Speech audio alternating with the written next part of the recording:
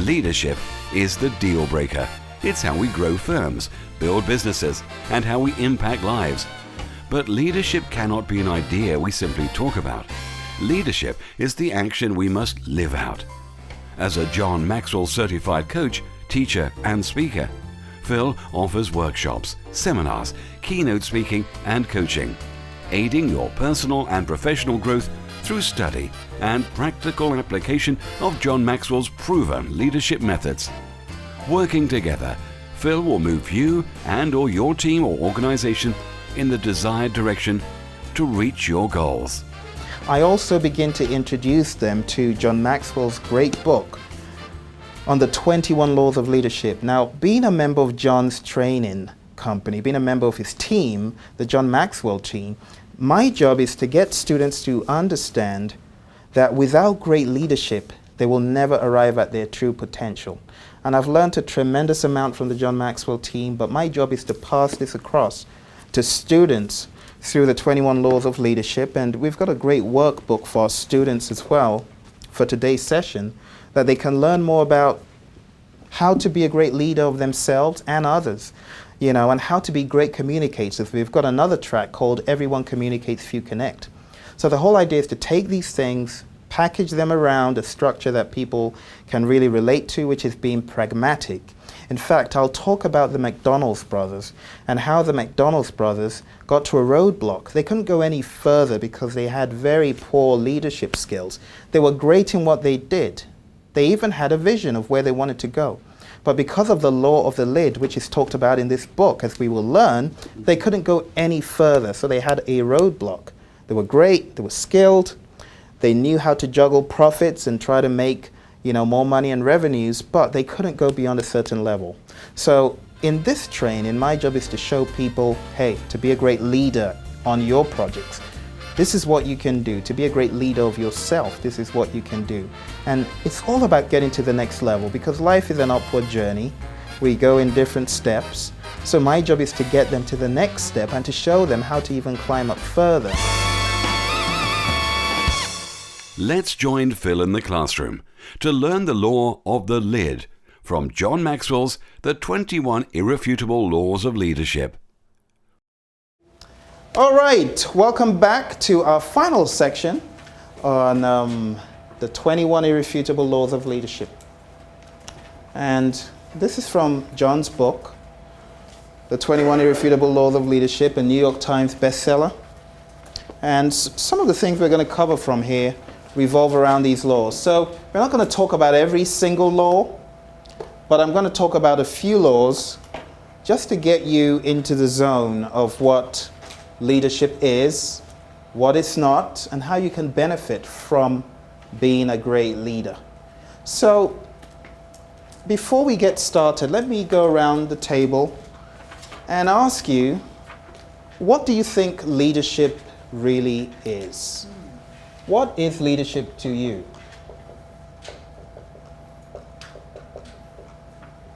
So let's start with Jim. What do you think leadership is? If you're going to say one or two words, what would they be that exemplify what a leader, good leader is, or what leadership is?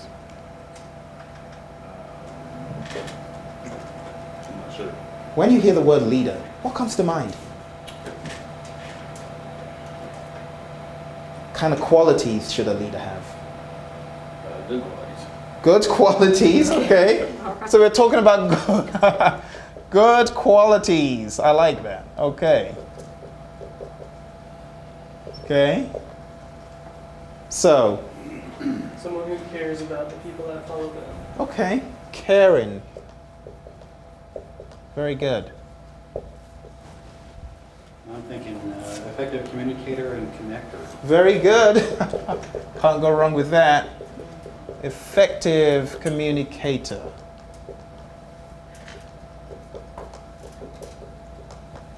And connector. Great. Okay. Let's start from Shelley. Being someone that others are wanting to follow. Okay, okay. Have followers. Now I'm going to do this in a few ways. What would make somebody want to follow someone else? What does that person in front have? Leadership? Visions and ideas. You're going back to a year, but vision is definitely one. And going back to what Jim said, the person should have leadership skills, of course, which we're defining right now. Leadership skills. Benefits. Okay, now that's true, because you also want to think of the ability to reward the team. So we're talking about vision, course, leadership skills, benefits that that person could have. That is the one I was looking for. Yeah. Thank you very much. Charisma. Very good. Influence. There you go. Because John himself says, true leadership is influence, nothing more, nothing less. You could say you're a leader by position, but if you cannot influence people, you're not really doing anything. He has a little saying that goes like this: he who thinketh he leadeth, but has no one following him, is only taking a walk. Yeah. And it's true. In order to be a great leader and have followers, you need to have charisma, influence. Those benefits come in, they might even be intangible. We're not just talking about tangible, we're talking about the intangibles as well, all right? We're talking about leadership skills, we're talking about vision. What else? Guidance. That's a good one. Absolutely. And let's talk about one more that we can put under having followers. Knowledge. Knowledge, exactly. People want someone who knows. Credibility, I would say, as well. Absolutely. And now we're actually moving into different qualities of leaders, ultimately. So to have followers, you want to have all these great leadership skills. So we can actually say this is 5, 6, 7, 8, 9, 10, 11, and on and on. So how does one become a great leader that has all of these? How do we get here? Experience. Experience. That is just priceless, isn't it? It is. Experience. I think you need to see someone's potential. See potential, absolutely. Be intuitive. That is a big one. Also, we've got the law of intuition. See potential. I'll just throw in a little thing that John says here. He actually refers back to something that was said back in time. I can't remember who exactly said it. But he says, leaders are dealers in, what's the missing letter? Hope. In hope. Was that Tony? Oh dear. That is funny. Oh, no. Yeah, leaders are dealers in hope. They actually are. Leaders are dealers in hope. So let's talk about how we can actually work on our leadership in the first law. So let's open up our book and let's take a look when you go to the 21 Laws of Leadership, which is after page 21, more like page 22, it's just not marked. 22 and 23. Okay, so does everyone see the law of the lid? Okay, but let me first introduce the 21 laws of leadership. These 21 laws that John has put together, if you follow them, you'll become a better and more effective leader. But there are 21 different things. But one thing trumps it all. One thing trumps it all. So take a look at the screen as well, or in your books. I think you've got the slides, but the law of the lid. What does it say? Can anyone read what it says on the slide or in your book? Yes. The lower your ability to lead, the lower the lid on your potential. The higher your ability to lead, the higher the lid on your potential. Very interesting. The lower your ability to lead, the lower the lid on your potential. The higher your ability to lead, the higher the lid on your potential. Once upon a time, there was a little experiment carried out on some fleas. So they put a flea inside a jar. Now, I'm not suggesting that poor fellow in there is a flea, but similar to that, the fleas were in the jar, and the lid tightened on the jar. And that flea kept on jumping, trying to get out for a long time, trying for hours, minutes, until finally the cap was removed. But when the cap was removed, the flea could only so much as jump as high as the lid, because that flea had been conditioned to only jump as high as the lid was. And that's why we call this the law of the lid. But when the lid is taken off your leadership ability, the higher your ability to lead, the higher the lid on your potential. How many of you know of people who are phenomenal athletes, phenomenal actors and actresses? But we all know the story. They are unable to really maximize their full potential. Why? It's because of this law, the law of the lid. Being a great leader, being great in life has nothing to do with how good you are in your skills or in your abilities. You could be a great athlete. You could be great. But if you're not following great leadership, you will be derailed. You'll never maximize your full potential. A few weeks ago, I was watching Marion Jones on TV, and she really came out. Did anyone watch that interview with Marion Jones when she was talking about how she got into what she got into? Great athlete, but she was kind of into steroids and things that were not authorized. You saw it. It was very sad because it's an example of great potential, but just not good leadership of herself. But if you really want to truly become a great leader, you need to remember that it's going to take a lot of work, but you can start today. So the law of the lid simply states, if this is my leadership lid, and this is my potential, right? The lid on my efficiency is my leadership ability. So even though I'm good, because of my leadership lid, I cannot go any further than the lid on my leadership. Think about it like this. You could be a brilliant musician. You could be a brilliant actor, brilliant actress, brilliant in whatever field you are, great professor. But if you are not a great leader of yourself, you will never amount to as much as you could have if you were able to maximize your leadership ability and thereby your potential. So let me tell you a quick story about some people that we know. All right, it's up here if you take a look. Let me tell you about Dick and Maurice. You'll probably be like, who are Dick and Maurice? But I'll tell you a little bit about them. In 1929, after high school, in their native New Hampshire, they left for California. They had the American dream in mind, right? Their jobs were as stagehands because they really loved movies. So they went into the movies and, they had this little theater, but they were not really able to pay the rent after a while. 4 years later, no profit. So they began to look around for a business that could be more lucrative. So they started a hot dog stand in Pasadena, but they shut it down to expand. So they went to San Bernardino, 50 miles east of LA. Within 5 years, with sales of $200,000 per year, they were among the richest families in town. Dick and his wife lived in a 25-room mansion. These guys were really enjoying the ride of their lives. They were on top. They had the new Cadillacs. I'm talking about back in the day, the mid-1900s. Eventually, they had $350,000 in revenues. Talking about the 1950s, that's a lot of money. How many people get that in revenues today? So they were really living large. With annual profits of more than $100,000 between them, they were the town's financial elite. They had hit the jackpot. And the rest is history, right? Wrong.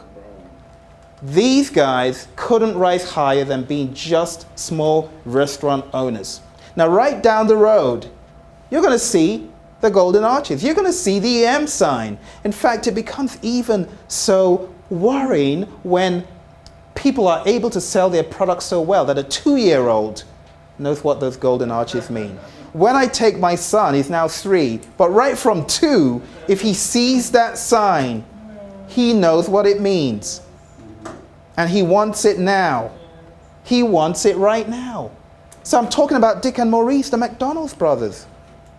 Those were the guys who started the idea of McDonald's. But to them, it was having a little drive-through. That's really what it was.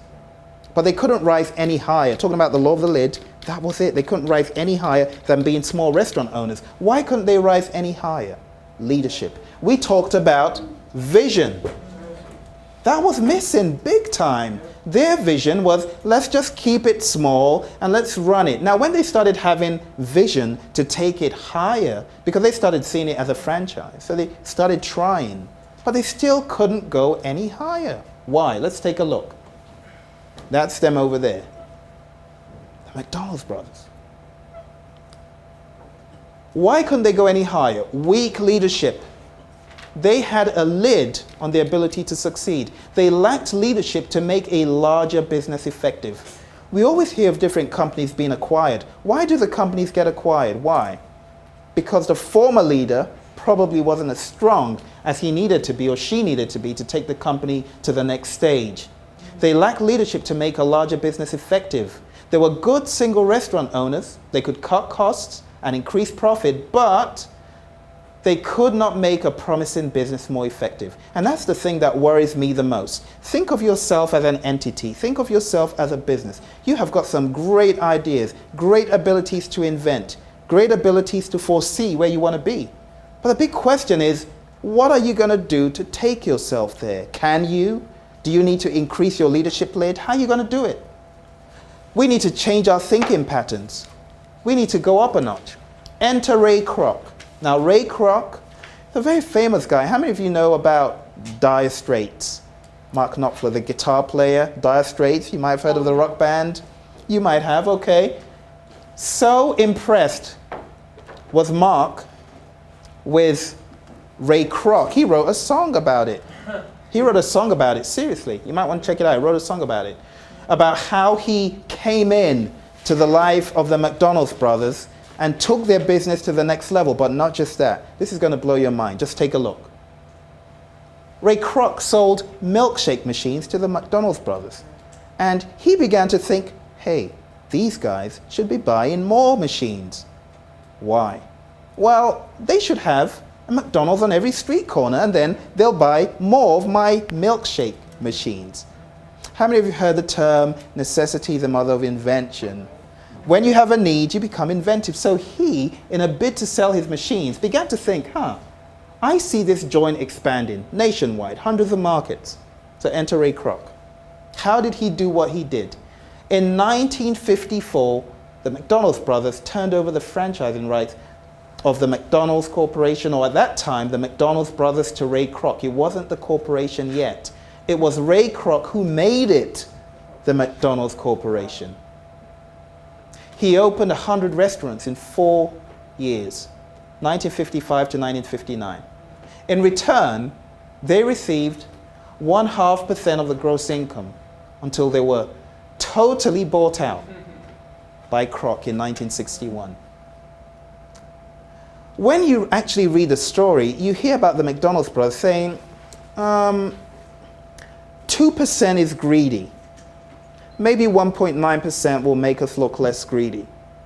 But this guy, he wasn't thinking like that. He was thinking, I can buy these guys out, and I can actually milk what they've got to an even greater degree. 4 years later, there were 500 McDonald's. It wasn't because of the McDonald's brothers, it was because of him. So how many do we have today? Over 31,000 McDonald's in 119 countries. But it would never have been like this if not for Mr. Kroc. Take a look. So what happened?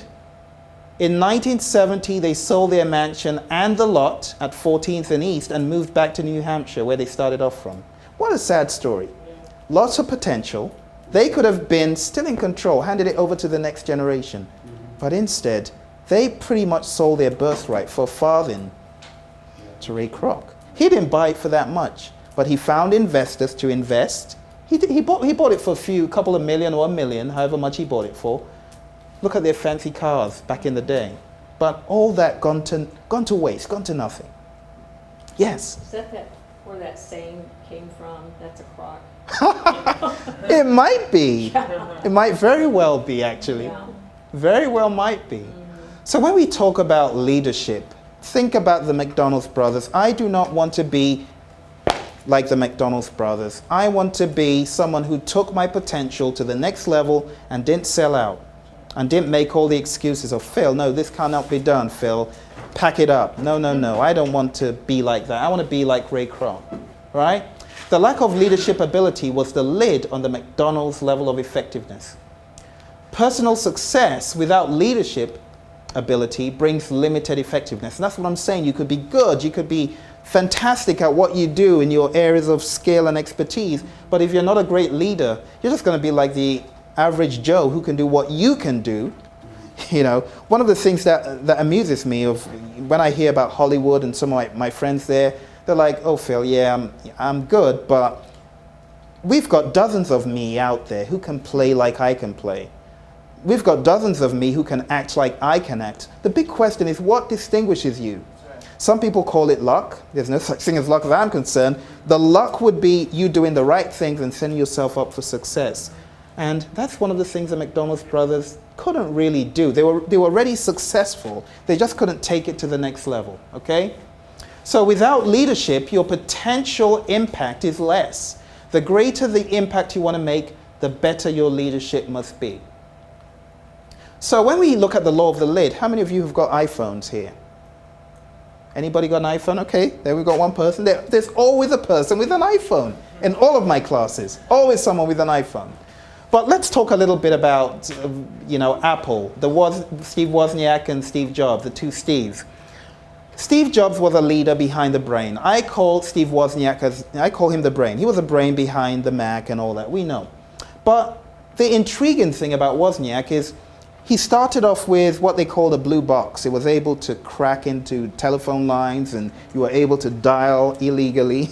But it was very precious. They were kids back then and they came up with this. And one day they decided, hey, we can sell this. It actually works.